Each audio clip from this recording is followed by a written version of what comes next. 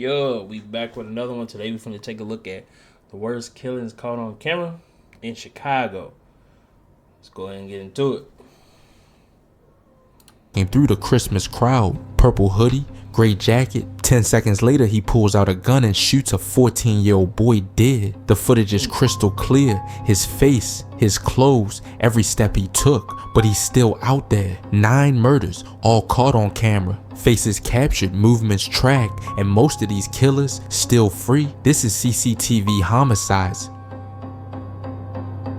November 21st, 2025. Downtown Chicago. Picture this. Millennium Park is glowing. The Christmas tree lighting ceremony just wrapped up, and the loop is packed with families, teenagers, people celebrating the start of the holiday season. The air smells like hot chocolate and roasted chestnuts. Everyone's smiling, but someone in that crowd isn't celebrating. 10:40 p.m. The 100 block of South Dearborn Street. CCTV cameras pick up a figure weaving through the crowd. Purple hoodie, gray jacket, sweatpants. He's moving with purpose, cold, calculated. This isn't random. He knows exactly where he's going. The surveillance footage captures what happens next in horrifying detail. He reaches into his pocket, pulls out a gun, and opens fire into a group of people standing just feet away. The muzzle flashes light up the screen. Armani Floyd, just 14 years old, is hit multiple times. He drops to the pavement as the crowd erupts into chaos.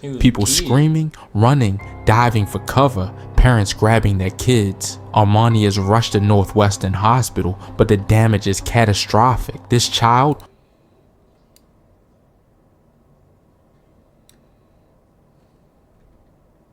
who should have been thinking of Western Hospital, but the damage is catastrophic. This child, who should have been thinking about what to get for Christmas, doesn't make it through the night. 14 years old. Think about that for a second. 14. But Armani wasn't the only victim. An 18-year-old man is shot in the leg during the same attack. He survives, but he'll carry the physical and mental scars forever. And here's the thing, this wasn't even the only shooting that night. Less than an hour earlier, near the Chicago Theater on North State Street, another volley of gunfire tears through a crowd of teenagers. 7 more kids caught in the crossfire, some as young as 13. Leg wounds, stomach injuries, shattered hips. They're scattered between Lurie Children's Hospital and Stroger Hospital. Multiple crime scenes, multiple victims, one devastating night. The man in the purple hoodie, he's still out there. Police released the footage, freezing his image for the world to see. He's a person of interest, a shadow in the loop. But so far, no name, no arrest. The city lights of Millennium Park were the last thing Armani Floyd ever saw.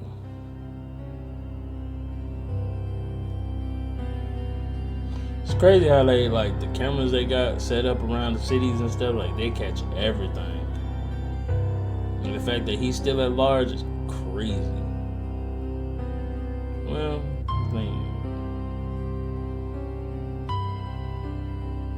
November 8th, 2025, Little Village, Chicago. It's 5:45 p.m. on a Saturday. Rush hour. The 3800 block of West 26th Street is busy. People heading home from work, families out shopping. Just another evening in the neighborhood. Then a man walks toward a local jewelry store. He's wearing a Blackhawks hoodie and a mask. Within 30 seconds, everything goes wrong. CCTV footage from a nearby business captures the moment he bursts out of the store, clutching stolen merchandise. But he's not alone. 2 men, employees of the shop, chase him into the street. A 63-year-old and a 25-year-old, father and son, uncle and nephew? We don't know. What we do know is they refuse to let this thief get away. The chase spills into traffic near the corner of Springfield Avenue. Cars swerve, horns blare. Then the struggle. The suspect reaches for his waistband, pulls out a gun, and fires at point-blank range. Both men drop to the pavement. The 63-year-old is hit in the face, head,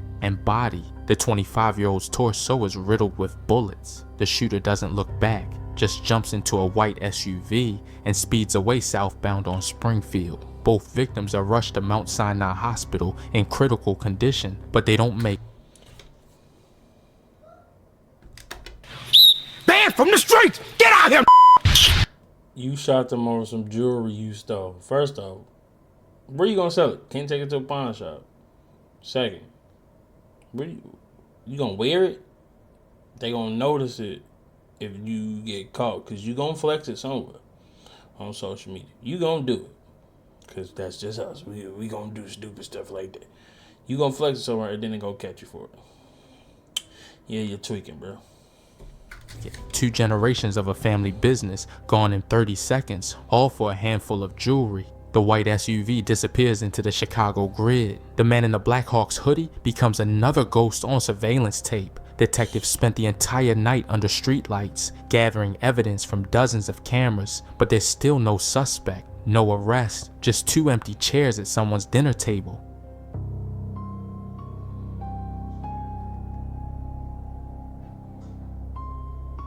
That's why you got insurance, gang.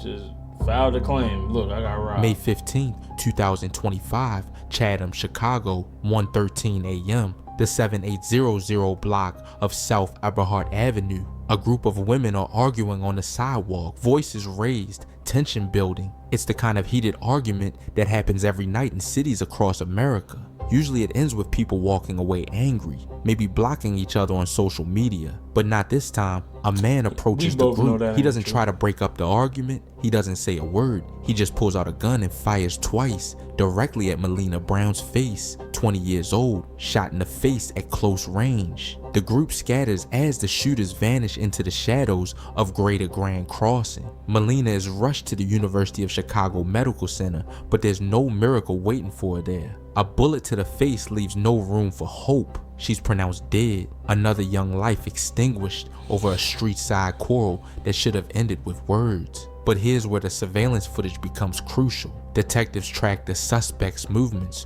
through the neighborhood. CCTV from a Harold's Chicken near 79th and Cottage Grove catches 2 figures on camera. One man in a dark New Balance hoodie with multicolored gym shoes. Next to him, someone with long red hair, carrying a light-colored purse. They look like anyone else walking the south side at night, casual, calm, like they didn't just take someone's daughter away forever.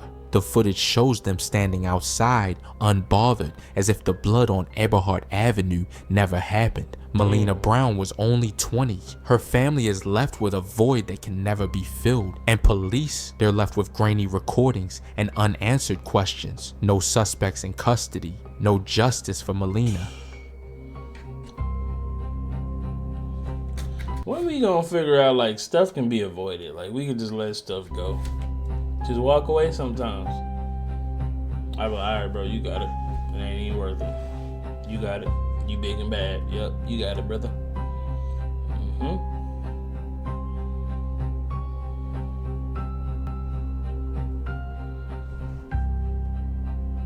June 2nd, 2025, South Shore, Chicago, just before 1:30 a.m. on the 7800 block of South Merrill Avenue. The early morning quiet is broken by raised voices. 2 men locked in an argument that words can't settle. Then, the crack of gunfire. Multiple rounds echo across front yards. When police arrive minutes later, they find Alonzo Smith, 56 years old, lying unresponsive in the grass. 1 gunshot to the head, another to the hand. The shooter already gone, swallowed by the dark streets of the south side. Alonzo doesn't make it to a hospital. He's pronounced dead right there on the scene. 56 years of life, decades of experiences, relationships, memories, ended on a patch of concrete and grass in a matter of seconds. Police scour the area for surveillance footage and release photos of the man they're looking for. A shadow captured by a lens just before or after the trigger was pulled. But the image raises more questions than it answers. What was the argument about?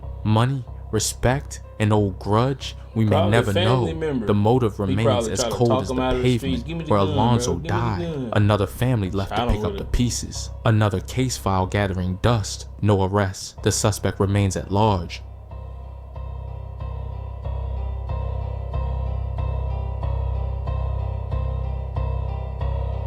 Crazy thing is, people catch a body and then just be like, going with my day. October 1st, Like, ain't nothing just happened. 2024. Uptown, Chicago. It's just after 7:30 p.m. on the 900 block of West Eastwood Avenue. The evening commute is winding down when gunfire erupts across North Side streets. Kevin Bibbs, 57 years old from Flossmoor, is caught in the line of fire. A single bullet tears into his leg. At first it doesn't seem fatal, just a leg wound, right? But the bullet severed something critical. The damage runs deep. Kevin is rushed to the hospital fighting for his life. By the end of the night, he's pronounced dead.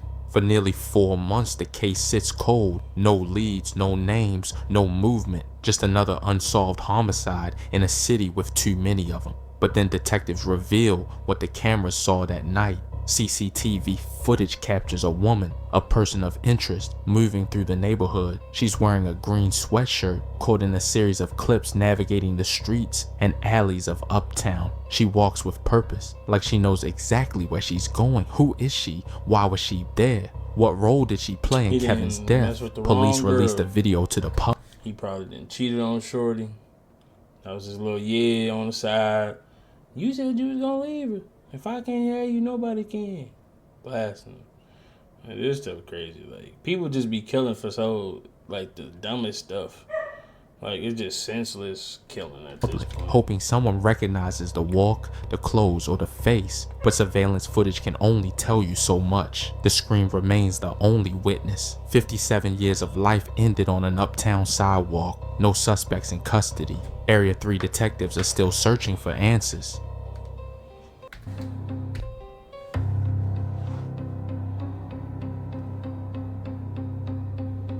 Look, she still got her Starbucks in her hand. She just walking like ain't nothing just happened. Like she ain't just catch a body.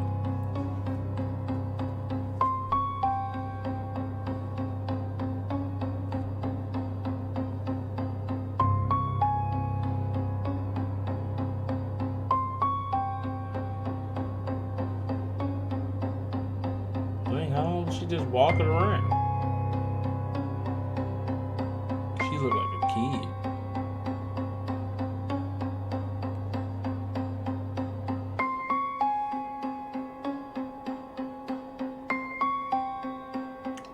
November 20th, 2024, near West Side, Chicago, 10:45 a.m. Broad daylight, a red sedan drives northbound through the 2,400 block of South Oakley Boulevard. Inside, a family is just moving through the city, running errands, living their lives. They have no idea they're being followed. A blue 4-door Dodge Charger trails behind them, windows down, and then it pulls alongside. What happens next is captured on surveillance cameras, and it's nightmare fuel. Gun barrels emerge from the Charger's windows. A hail of bullets tears into the red sedan. Glass explodes, metal shreds. One victim is hit multiple times, the life leaving them before the car even stops rolling. But the absolute horror, the thing that makes this case stand out even in a city hardened by violence, is what happens in the back seat. A 7-month-old infant is caught in the crossfire. A baby, not even a year old, shot in a Chicago street in the middle of the morning. The blue Charger doesn't wait from the streets! Get out here! Y'all know women and children off limits, gang. And y'all shot a 7-month-old baby, didn't even get to live his life because of y'all mad at this dude about something. Like, bro, that's crazy. Stuff like that breaks my heart. It roars away, disappearing into the concrete maze of the city. One person dead, an infant wounded, and a motive that remains a complete mystery. Police have combed through the neighborhood's surveillance networks and pulled the image of that blue Dodge Charger into the light. They have the car on camera. They have the footage of the shooting, but they don't have a name. In a city that's seen it all, the shooting of a 7-month-old baby leaves a stain that won't wash away. No suspects in custody. The shooter is still out there, somewhere behind the wheel of that blue Charger.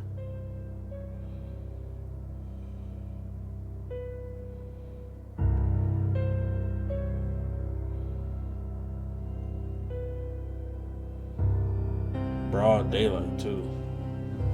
November 29th, 2022, Little Village, Chicago, 1:13 a.m. on a quiet Tuesday morning. The 3400 block of West 30th Street is silent until a single gunshot shatters the night. Police arrive to find a 30-year-old man collapsed on the sidewalk, a gunshot wound to the face. He's rushed to Mount Sinai Hospital, but the damage is absolute. He's pronounced dead shortly after. Another statistic in a neighborhood that's seen too much blood. For years, the shooters remain shadows, but the cameras, They caught everything. 2 men believed to be between 18 and 25 years old, moving through the area with calculated ease. Suspect 1, black hoodie with a Bass Pro Shops logo, face hidden behind a blue mask and black glasses. Later he changes his look, bright orange hoodie, blue jeans, trying to blend into the city. Suspect 2 keeps it simple, all black clothing, white tennis shoes. 2 young men barely into adulthood,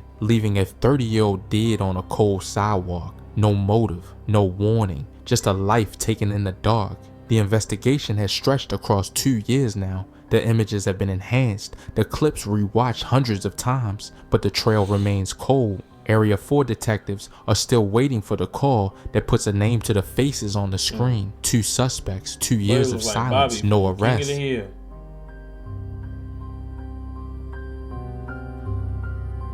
That's Michael's son from GTA, ain't it?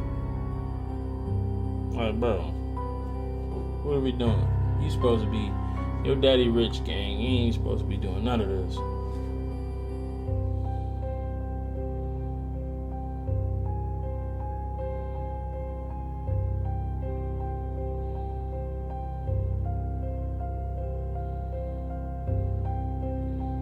He still ain't take that mask off.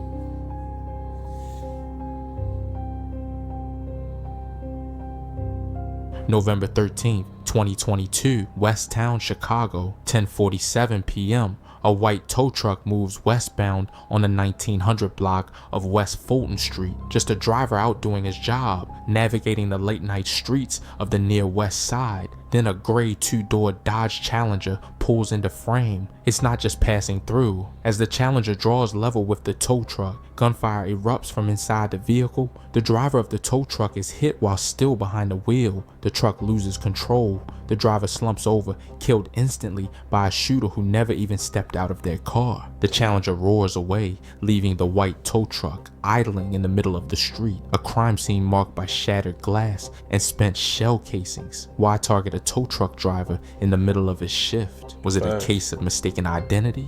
Road rage taken to its deadliest extreme, a targeted hit. Police have released the surveillance footage focusing on that gray Dodge Challenger. It's a distinct car, a high-performance machine used for a low act of murder. Investigators have been tracing its path through the city's camera network, looking for a license plate, a driver, any clue. But even years later, the questions remain. The streets of West Town hold the secret. The camera holds the image of the car, but the identity of the shooter remains a blank space in the file. No suspects, no arrests, just a gray Challenger disappearing into the Chicago night.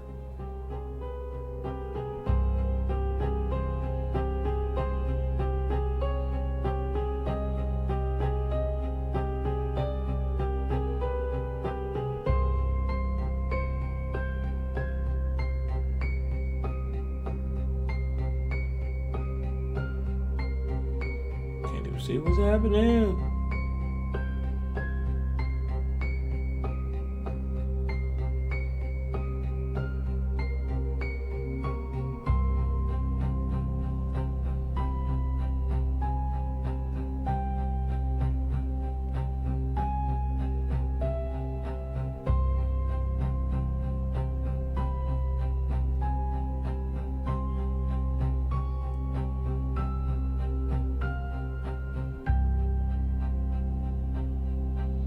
Cameras around the city, y'all can't get no better like imaging, like no enhanced imaging, nothing to catch these mugs just going out here getting away with stuff. You couldn't even get the license plate because you got cameras everywhere, apartments, buildings, everything, but can't.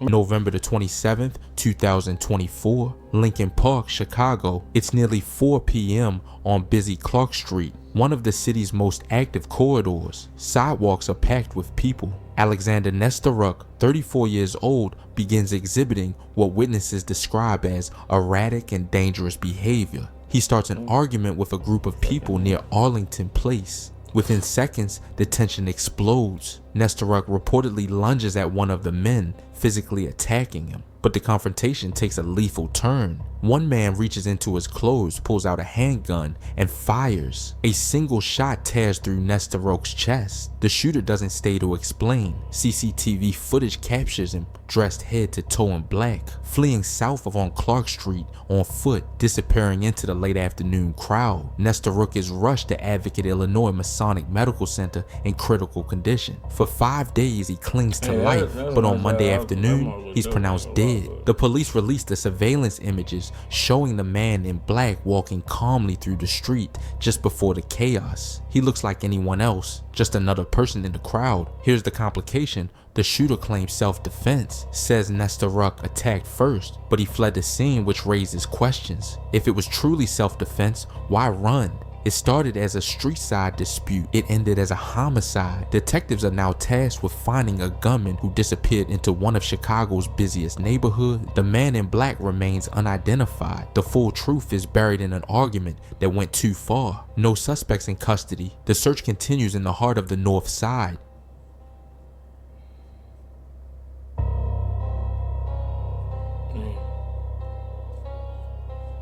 9 cases, 9 lives stolen, hundreds of hours of surveillance footage. Hey, what y'all think about this one, man? Like, it's a lot of footage of, like, this stuff happening, and these niggas just getting away with it. Like, clearly they need to do something in Chicago. Like, golly, y'all need to fix this. Fix the problem, because clearly y'all ain't doing good enough. The only niggas y'all catch is niggas who rap about it and shit. But for some reason, these niggas been getting away with this each time. Y'all got the man's face. And he's still walking around. He probably getting groceries right now. Like, tweaking. But let me know what y'all think about this in the comment section. See y'all in the next one.